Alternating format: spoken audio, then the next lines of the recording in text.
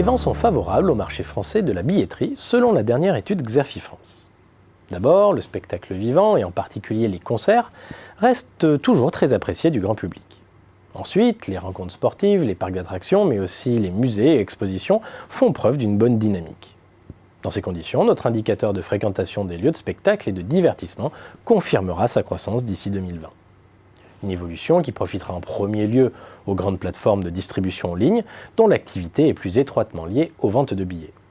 Mais pour conserver leur statut d'interlocuteur privilégié de leurs clients dans la mise en place des stratégies de marketing digital, les acteurs de la billetterie vont devoir redoubler d'efforts.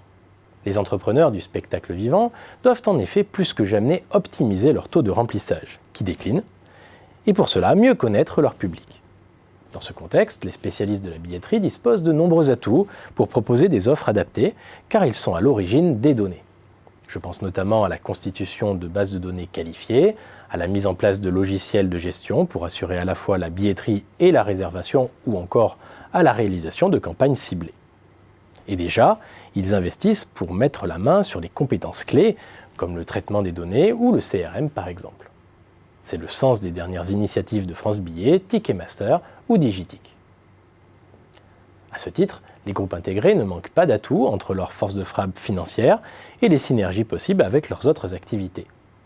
Plus petits et moins intégrés, les prestataires techniques peuvent eux miser sur leur vaste tissu de clients encore peu équipés en matière de marketing digital. Globalement, il y a de la place pour tous les acteurs dans une optique d'amélioration des parcours clients. Et les bouleversements liés au digital pourraient bien ne pas s'arrêter là. Déjà, les évolutions technologiques ont permis l'émergence de solutions de cashless et de self-billetterie. Demain, la blockchain pourrait bien révolutionner ce secteur. Elle apporte en effet des réponses à la problématique majeure du marché noir et de l'identification des possesseurs de billets.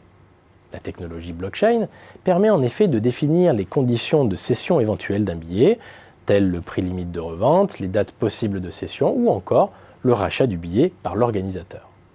De quoi générer des revenus supplémentaires pour les entrepreneurs du spectacle, mais également d'appréhender avec précision le marché de la revente. En clair, ils gagneraient une visibilité qui leur fait aujourd'hui défaut.